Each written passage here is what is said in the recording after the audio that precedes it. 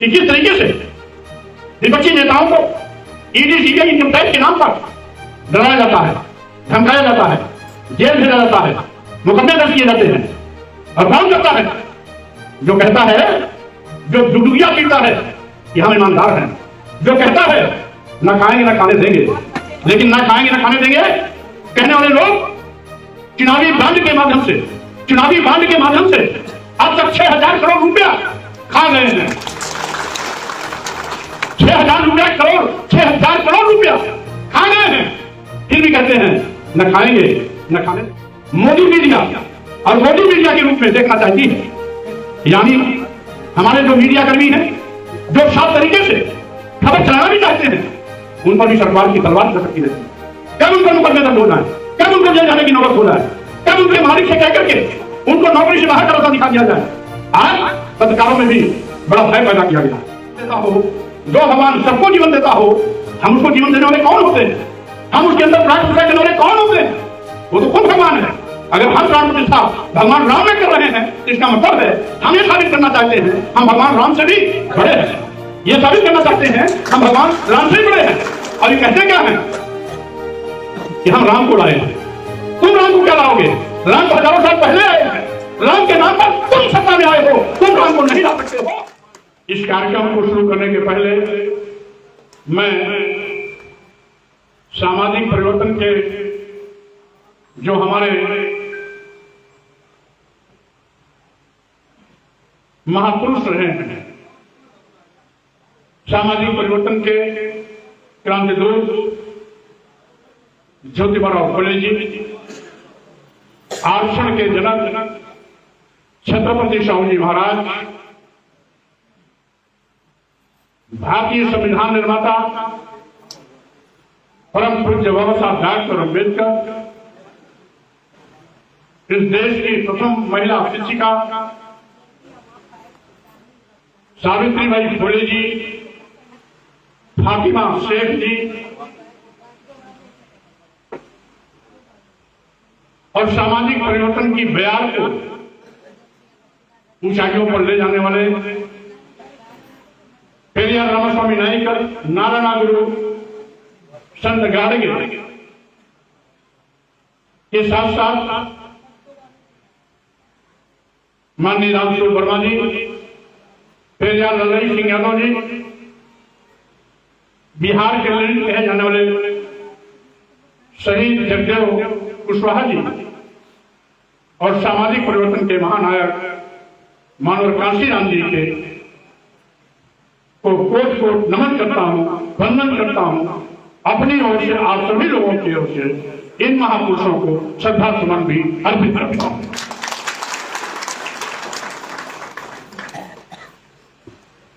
साथियों, आप जानते हैं कि आज पूरे देश में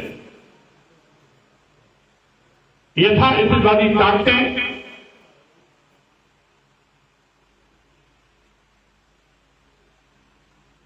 बड़ी मजबूती से अपनी जड़ें जमा रही हैं। इंसानियत और मानवता का कत्लेआम किया जा रहा है। सत्ता में बैठे हुए लोग देश के नौजवानों को बेरोजगार बना रहे हैं। करोड़ों करोड़ों नौजवान बेरोजगारी का दंश झेल रहा है। करोड़ों करोड़ों नौजवानों के सामने आज उसके नौकरी और रोटी का खतरा दिखाई पड़ रहा है। सरकारी नौकरियां गायब होती जा रही हैं। महंगाई से आम जनता की कमर टूट रही है। छोटे और मध्यम व्यापारियों ने जो कभी अपना वोट और नोट दोनों देके सरकार बनाई थी, उनका भी शोषण जीएसटी और ईडी के माध्यम से हो रहा है।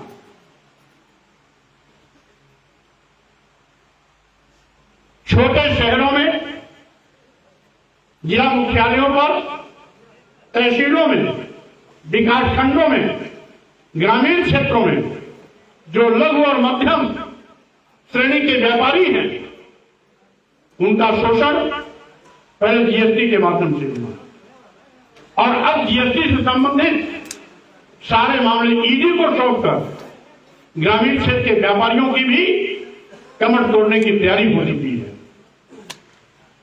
आज भारतीय संविधान खतरे में है। अनुच्छेद 15(4) और 16(4) के अंतर्गत बाबा साहब डॉक्टर अम्बेडकर ने अनुसूचित जाति और अनुसूचित जनजाति को जो आरक्षण दिया था, ये सरकार उन आरक्षण को खत्म कर रही है, शून्य और निष्प्रभावी कर रही है। जब भी विज्ञापन निकलता है तो अनुसूचित जाति और जनजाति के 22-23% आरक्षण के बदले कहीं 3% दिया जाता है, कहीं 4% दिया जाता है, कभी कभी विज्ञापन में 0 पर उड़ा दिया जाता है। भारतीय संविधान के अनुच्छेद 340 के अंतर्गत पिछड़े वर्गों को जो मंडल आयोग की सिफारिश के बिना पर 27% आरक्षण मिला था। आरक्षण की स्थिति तो 52% की थी, क्योंकि माननीय सर्वोच्च न्यायालय का एक निर्णय था जिसमें निर्देश था कि 50% से ज्यादा पद आरक्षित नहीं किए जा सकते। उसको देखते हुए आरक्षण लागू करने वालों ने माननीय सर्वोच्च न्यायालय के निर्णय की सीमा को ध्यान में रखते हुए 27% आरक्षण दिया था। लेकिन यह सरकार पिछड़ों के 27% आरक्षण को भी शून्य और निष्प्रभावी कर रही है, यानी भारतीय संविधान की दी गई व्यवस्था को भी यह सरकार खत्म करने पर आमादा। आज हालात सबसे बदतर है। लोकतंत्र को कुचला जा रहा है, लोकतांत्रिक मूल्यों की हत्या हो रही है। लोकतंत्र को दबाने के लिए विपक्षी पार्टियों पर ईडी, सीबीआई, इनकम टैक्स का दुरुपयोग सरकारी तंत्र बड़े पैमाने पर कर रही है। आज आप देख रहे होंगे कि किस तरीके से विपक्षी नेताओं को ईडी, सीबीआई, इनकम टैक्स के नाम पर डराया जाता है, धमकाया जाता है, जेल भेजा जाता है, मुकदमे दर्ज किए जाते हैं। और कौन करता है? जो कहता है, जो डुगडुगिया पीटता है कि हम ईमानदार हैं, जो कहता है ना खाएंगे ना खाने देंगे, लेकिन ना खाएंगे ना खाने देंगे कहने वाले लोग चुनावी बांड के माध्यम से अब तक 6,000 करोड़ रुपया खा गए हैं। 6,000 करोड़ रुपया खा गए हैं, फिर भी कहते हैं न खाएंगे न खाने देंगे। मोदी जी जरा ये बता दें कि आप कितना खाएंगे, ये कब बताएंगे? आखिर इसका भी तो पता लगना चाहिए कि 6,000 करोड़ खाने के बाद भी आपका पेट नहीं भरा, तो कितना बड़ा पेट है या मड़ार है, कितना और खाएंगे ये भी बता देंगे। और यही नहीं साथियों, आज हालात बद से बदतर है। आज मीडिया जो लोकतंत्र का चौथा स्तंभ है, जिस मीडिया पर हम सभी देशवासियों को फख्र था, इस लोकतांत्रिक व्यवस्था को चुस्त दुरुस्त बनाए रखने के लिए मीडिया पारदर्शी तरीके से खबर को निष्पक्ष रूप से देश के सामने परोसता है।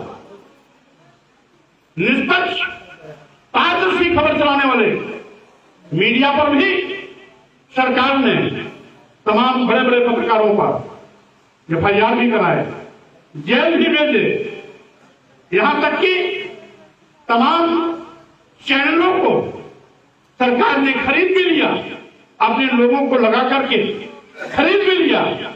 और यही नहीं, मिल मालिकों से कह करके तमाम पत्रकारों को बाहर का रास्ता भी दिखा दिया। आज सरकार पूरे मीडिया तंत्र को मोदी मीडिया और मोदी मीडिया के रूप में देखना चाहती है। यानी हमारे जो मीडिया कर्मी हैं, जो साफ तरीके से खबर चलाना भी चाहते हैं, उन पर भी सरकार की तलवार लटकती रहती है। कब उन पर मुकदमे दर्ज हो जाए, कब उनको जेल जाने की नौबत हो जाए, कब उनके मालिक से कह करके उनको नौकरी से बाहर का रास्ता दिखा दिया जाए। आज पत्रकारों में भी बड़ा भय पैदा किया गया है। यही नहीं, ये सरकार देश भी बेचने का पाप कर रही है। आप जानते हैं हमारे पढ़े लिखे नौजवानों की जिम्मेदारी कि जो कहते हैं न खाएंगे न खाने देंगे, उन्होंने देश के सभी बंदरगाह बेच दिए, देश के सभी बंदरगाह बेच दिए, सभी एयरपोर्ट बेच दिया, एयर इंडिया भी दे दिया, सभी रेलवे स्टेशन बेच दिए, कई दर्जन ट्रेनें भी दे दिया, इसको अदानी और अंबानी को। यही नहीं, LIC जैसी बड़ी संस्था भी बेच दिया, जिसमें लाखों लाख लोग काम करते हैं। आखिर ये देश क्यों बेचा जा रहा है? ये सरकारी उपक्रम, ये सरकारी विभाग, ये सरकारी संस्थान जिसमें नौजवानों को सरकारी नौकरियां मिलनी चाहिए, वो पूंजीपतियों के हाथों में जा रही है, वो निजी हाथों में बेच दिए जा रहे हैं। अगर निजी हाथों में चले जाएंगे तो आगे भी नौजवानों को इन विभागों में सरकारी नौकरियां नहीं मिलेंगी। धर्म के नाम पर, राम के नाम पर, प्राण प्रतिष्ठा के नाम पर, यह केवल इनका दिखावा और छलावा। ये राम के हितैषी नहीं है, ये तो राम के भी दुश्मन है, ये तो राम के भी सौदागर है। जो राम हजारों साल से इस देश में भगवान के रूप में पूजा जाता है, जो राम हजारों साल से इस देश में करोड़ों करोड़ों लोगों के पूजा का केंद्र है, उनका आराध्य है, करोड़ों लोग भगवान के रूप में पूजते हैं। ये तो इतने बड़े कलाकार जादूगर हैं कि भगवान का भी सौदा कर लेते हैं, भगवान के भी प्राण प्रतिष्ठा कर रहे हैं।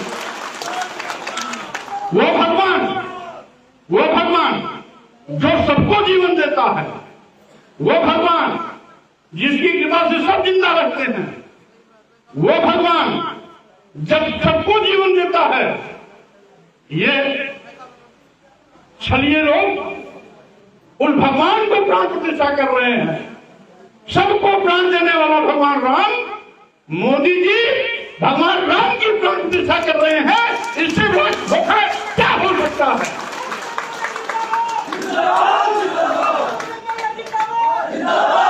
इससे बड़ा धोखा कुछ नहीं हो सकता। जो भगवान सबको प्राण देता हो, जो भगवान सबको जीवन देता हो, हम उसको जीवन देने वाले कौन होते हैं? हम उसके अंदर प्राण प्रतिष्ठा करने वाले कौन होते हैं? वो तो खुद भगवान है। अगर हम प्राण प्रतिष्ठा भगवान राम में कर रहे हैं तो इसका मतलब है हम ये साबित करना चाहते हैं हम भगवान राम से भी बड़े हैं। ये साबित करना चाहते हैं हम भगवान राम से ही बड़े हैं। और ये कहते क्या है कि हम राम को लाए हैं। तुम राम को क्या लाओगे? राम तो हजारों साल पहले आए हैं। राम के नाम पर तुम सत्ता में आए हो, तुम राम को नहीं ला सकते हो। ये बकवास करना बंद करो। ये धोखा है, छलावा है। राम के नाम पर वोट देने की इनकी साजिश है। ऐसे लोग जो भगवान राम का भी सौदा कर लें, ऐसे लोग जो अपने को भगवान राम से भी बड़ा स्थापित करने की बात करें, जो भगवान राम को भी प्राण प्रतिष्ठा करके खुद भगवान राम से बड़ा होने का अहंकार भरते हो, वो भगवान राम का अपमान कर रहे हैं। भगवान राम का अपमान करने वालों से भी आप सावधान रहना है। मैं कहना चाहता हूं साथियों, ये आज देश भी बेच रहे हैं, लोकतंत्र भी खत्म कर रहे हैं, भगवान को भी अपने से छोटा दिखाने की कोशिश कर रहे हैं, नौजवानों को बेरोजगार बना रहे हैं, महंगाई की मार से आप पर भी हमला कर रहे हैं और साथ ही साथ आरक्षण भी खत्म कर रहे हैं, व्यापारियों का भी शोषण कर रहे हैं। और सबसे बड़ी चीज, हमारे पत्रकार साथी सीधे कभी नहीं लिखेंगे कि इस देश में इस सरकार ने गरीब पैदा किए, मजलूम पैदा किए। 80 करोड़ गरीब लाचार और मजबूर वो लोग हैं जो 5 किलो 10 किलो चावल पर अपनी जिंदगी बिताने के लिए मजबूर है। जो 5 किलो 10 किलो चावल पर अपनी जिंदगी बिताता हो, वो अमीर नहीं हो सकता।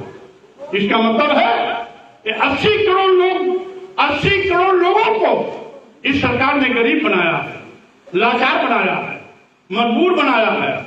5 किलो 10 किलो चावल देकर उनके वोट को लेने की एक गंदी राजनीति है। अगर इन 80 करोड़ लोगों को रोजगार मिला होता, नौकरी मिली होती, खेती मिली होती, धंधा मिला होता, तो 5 किलो 10 किलो चावल के लिए कोई लाइन नहीं लगा।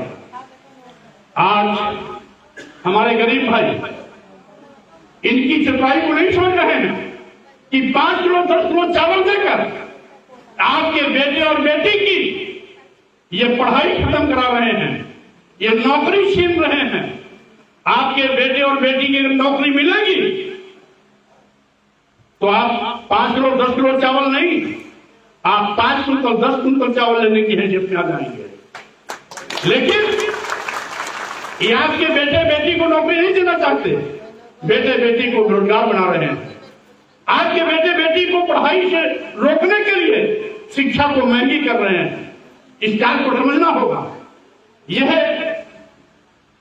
आज चुनाव आता है तो पेट्रोल डीजल सस्ता हो जाएगा 1-2 रुपया, आज चुनाव खत्म हो जाएगा तो 5 रुपया 10 रुपया बढ़ जाएगा प्रति लीटर।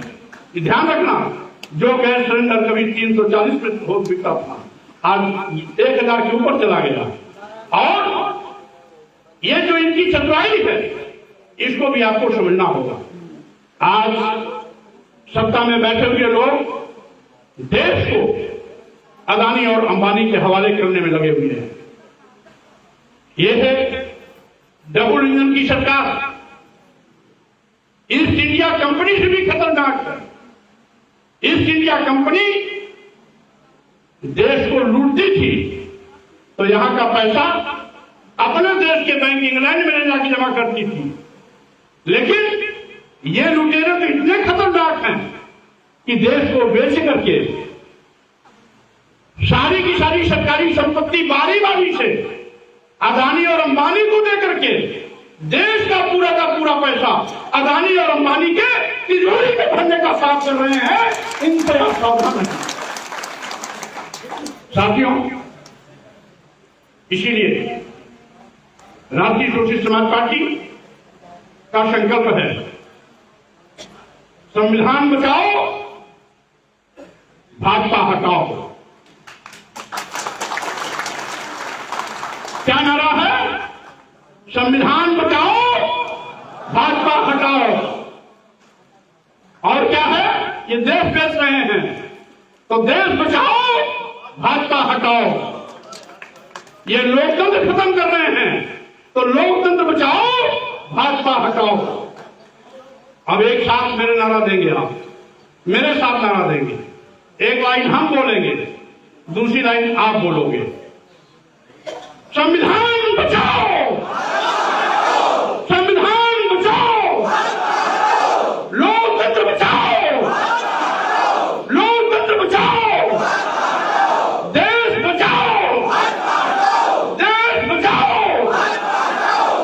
इसलिए साथियों, आज हम सबके सामने चुनौती है। यद्यपि हमने अभी नई पार्टी राष्ट्रीय स्वतंत्र समाज पार्टी का ऐलान किया, अभी हम शैकड़ा अवस्था में हैं। संगठन बनाने की प्रक्रिया में हम धीरे धीरे आगे बढ़ रहे हैं। अभी हमारे प्रदेश अध्यक्ष जी, जो आप भी कभी मानव कांशीराम जी के सामाजिक परिवर्तन आंदोलन के कारनामा के सिपाही रहे हैं, हमारे दलित समाज के हैं, आज वो प्रदेश के अध्यक्ष हैं, कई जिलों का गठन करके आज आपके बीच में आए। कल आप बुंदेलखंड पहुंचेंगे, चित्रकूट मंडल में कल रहेंगे, परसों झांसी मंडल में रहेंगे, और यह गठन की प्रक्रिया लगातार आगे चल रही है। यही नहीं, हमारे युवा के जो राष्ट्रीय अध्यक्ष जिनको बनाया गया है, राष्ट्रीय स्वतंत्र समाज की युवा विंग का जिसको राष्ट्रीय अध्यक्ष बनाया गया है, पूर्व विधायक दिनेश प्रजापति जी, कल और परसों दोनों दिन के कार्यक्रम की तैयारी में लगे हुए हैं। प्रदेश अध्यक्ष जी उनके साथ मिलकर के वहां संगठनात्मक साझा ढांचा खड़ा करेंगे। और साथ ही साथ साथियों, मैं कहना चाहता हूं, आज इन सभी खतरों को भागते हुए मैंने ऐलान किया कि इंडिया अलायंस इस समय देश की आवश्यकता है। हम इंडिया अलायंस को ताकत देंगे। इंडिया अलायंस हमारी और हमारी पार्टी का किस रूप में उपयोग करना चाहती है, तय उसको करना है। क्योंकि हमारी नीयत साफ है, हमारा मकसद भी साफ है कि लोकतंत्र बचाना है, संविधान बचाना है, देश बचाना है, तो बीजेपी को हटाना ही होगा। और बीजेपी को हटाना है तो इंडिया अलायंस को लाना ही होगा। इसलिए इंडिया अलायंस की जो विशेष रूप से उत्तर प्रदेश क्षेत्र में मुख्य पार्टियां हैं, कांग्रेस और समाजवादी पार्टी, अब ये तय करेंगी कि राष्ट्रीय स्वतंत्र समाज पार्टी की क्या भूमिका और किस रूप में उसका सहयोग लेना चाहेंगे। साथ ही साथ मैं ये भी कहना चाहूंगा, मैं बहुत कमजोर नहीं हूं, क्योंकि पार्टी भले नहीं हो, लेकिन जिसके पास करोड़ों की संख्या में पूरे प्रदेश और देश में कार्यकर्ताओं का हजूम है, वो कभी कमजोर नहीं हो सकता।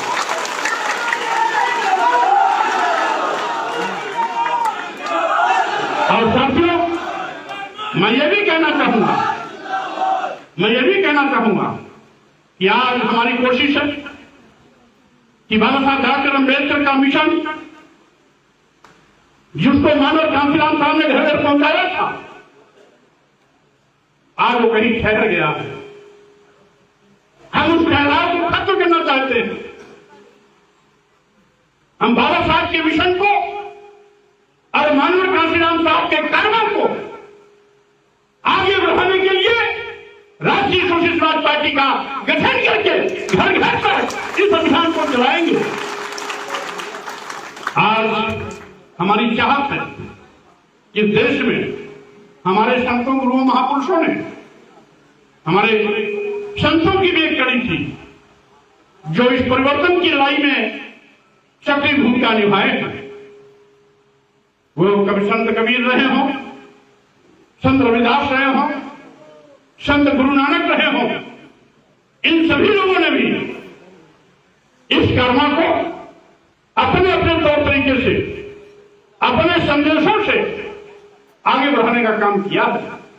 मेरी मान्यता है कि जात पात, छुआछूत, ऊंच नीच, भेदभाव, गैर बराबरी इस देश में एक ऐसा सामाजिक कैंसर है जो समाज को नित्य प्रति कमजोर कर रहा है। आज जात पात, छुआछूत, ऊंच नीच के नाम पर आज भी आदिवासियों के सिर पर खड़े होकर कुछ लोग पेशाब करना अपनी शान समझते हैं, कुछ लोग दलितों के शरीर में मलमूत्र का लेप करना अपनी शान समझते हैं, कुछ लोग इस देश की राष्ट्रपति द्रौपदी मुर्मू जी को भी मंदिर में जाने से रोककर अपनी शान समझते हैं, क्योंकि वो आदिवासी महिला है। आदिवासी समाज की महिला होने के नाते आज भी यथार्थवादी ताकतें राष्ट्रपति तक को भी मंदिर में जाने से रोक देते हैं। यही नहीं, इसके पहले जो राष्ट्रपति जी थे महामहिम रामनाथ कोविंद जी, उनको भी राजस्थान में ब्रह्मा के मंदिर में जाने से रोक दिया गया था, क्योंकि वो दलित समाज के। क्या विडंबना है, यह देश आजादी का अमृत महोत्सव एक और मना रहा है, 75वीं वर्षगांठ मना रहा है, और दूसरी ओर आज भी जात पात का नंगा नाच खेला जा रहा है। इसी उत्तर प्रदेश में अखिलेश यादव जी जब मुख्यमंत्री थे तो इसी भाजपा के लोगों ने उस मुख्यमंत्री आवास कालिदास मार्ग को पहले गोमूत्र से धोया था, उसके बाद गंगा जल से धोया था। ये इनका घिनौना चेहरा है। जो लोग आज भी हमारे ऊपर पेशाब करने में अपनी शान समझते हैं, हमारे शरीर में मलमूत्र लगाने में अपनी शान समझते हैं, हमें मंदिरों में जाने से रोककर अपनी शान समझते हैं, मैं कहना चाहता हूं आपकी शान आपको मुबारक हो। लेकिन राष्ट्रीय सोशलिस्ट समाज पार्टी एक संकल्प लेकर आगे बढ़ रही है कि जात पात के नाम का कोई भेदभाव नहीं करने पाएगा। जो भी भेदभाव करेगा उसके खिलाफ राष्ट्रीय सोशलिस्ट समाज पार्टी संघर्ष के रास्ते पर मुंहतोड़ जवाब देने के लिए आगे खड़ी दिखाई पड़ेगी। मैं ये भी कहना चाहता हूं साथियों, आज आपको एक नारा और लेना होगा। ये नारा हम देते रहे हैं मानो काशीराम जी के जमाने में, और कहते रहे हैं वोट हमारा राज तुम्हारा, नहीं चलेगा, नहीं चलेगा। क्या नारा था? वोट हमारा राज तुम्हारा, वोट हमारा राज तुम्हारा, वोट हमारा राज तुम्हारा। और साथियों, 10 का शासन 90 पर नहीं चलेगा, नहीं चलेगा। 10 का शासन 90 पर नहीं चलेगा, नहीं चलेगा। तो फिर एक बार नारा हो जाए, 10 का शासन 90 पर, 10 का शासन 90 पर, 10 का शासन 90 पर। वोट हमारा राज तुम्हारा, वोट हमारा राज तुम्हारा। इसलिए साथियों, इस मूल मंत्र के साथ आप जाइएगा। हमारी राजनीति में कोशिश होगी कि सबको न्याय मिले, समतामूलक समाज बनाने के लिए हम आगे बढ़े, सामूहिक रूप से हम अपने महापुरुषों के उस विचारधारा को, उस विचारधारा में समाज बनाएं, राष्ट्र का निर्माण करें, भारतीय संविधान की मंशा के अनुरूप जात पात छुआछूत ऊंच नीच भेदभाव को खत्म करें, गैर बराबरी को हम समाज से मिटाएं, समता का भाव लाएं, मानव एक समान की विचारधारा पर समाज का निर्माण करें। और साथ ही साथ साथियों, हमारी ये भी कोशिश होगी कि मानव कांशीराम जी ने एक नारा दिया था कि जिसकी जितनी संख्या भारी उसकी उतनी भागीदारी। इस फार्मूले के मुताबिक हम राजनीति में भी सबकी समानुपातिक हिस्सेदारी को सुनिश्चित करेंगे, बिना भेदभाव के। हम उनकी संख्या के अनुपात में सत्ता शासन में सहभागिता भी सुनिश्चित कराने के लिए कृत संकल्पित है। इन्हीं शब्दों के साथ में मैं कार्यकर्ताओं से अपील करता हूं कि भाइयों, यहां पर हमारे जो भी जिम्मेदार साथी हैं, जिले और विधानसभा का गठन जल्दी कर लेंगे, क्योंकि जो भी यहां इंडिया लाइन में चुनाव लड़ेगा, यानी जिसके भी नाम की घोषणा हो सकती है, वो कोई भी हो सकता है, उसको जिताने के लिए आपको अभी से संकल्पित होके काम करना होगा। कैंडिडेट कौन है ये इंडिया एनआईटी के लोग तय करेंगे, लेकिन जो भी चेहरा होगा उसको जिताने की जिम्मेदारी हम सबकी होगी, सामूहिक रूप से होगी। इस संकल्प के साथ जाएंगे। इन्हीं शब्दों के साथ से मैं अपने आयोजक साथियों से भी कहना चाहूंगा, आज जब गठन करेंगे तो मानवर कांशीराम जी के फार्मूले को नहीं भूलेंगे। संगठन में भी सबका समावेश होगा। हमारे प्रदेश अध्यक्ष लहरी जी ने फार्मूला इंगित कर दिया है, इसलिए हम राष्ट्रीय सूची समाज पार्टी के गठन की प्रक्रिया बाबा साहब डॉक्टर अम्बेडकर और मानवर कांशीराम जी के मूल विचारों पर चलते हुए करने का संकल्प लेके आज जाएंगे। हम अपेक्षा करेंगे कि हमारे स्थानीय स्तर पर जो जिम्मेदार साथी हैं, विधानसभा वार बैठक करके विधानसभाओं की कमेटी अलग बनाएंगे, जिले पर बैठक करके जिले की कमेटी अलग बनाएंगे। और इसके लिए हमारे विशेष रूप से वो जिम्मेदार साथी होंगे जिन लोगों ने आज के कार्यक्रम को ऑर्गेनाइज किया है। ये संगठन बनाने की प्रक्रिया में भी आगे रहेंगे और सबको लेकर के संगठन बना करके प्रदेश मुख्यालय पर संगठन की सूची जरूर जल्दी भेज देंगे।